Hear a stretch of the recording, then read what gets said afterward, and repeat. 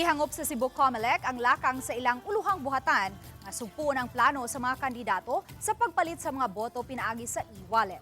Unang gipahibaw ni COMELEC Chairman George Erwin Garcia nga nakigalayo na ang buhatan sa pangu sa digital wallets aron mapakgang ang daotang plano sa badlungong mga kandidato. Gani nagpirmahanay na ug mowa ang COMELEC sa nagkadiyang ahensya lakip na ang mga mobile wallet companies aron mutabang sa Kontrabigay Committee.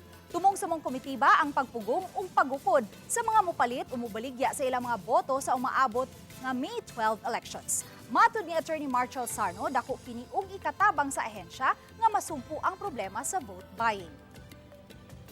Kay karon gud nag-innovate naman ang kining pagpamalit, dili na sa normal nga hatag ka kwarta and then kuan, maybe through number na, through digital na ang kuan. So mao na karon ang COMELEC ga-innovate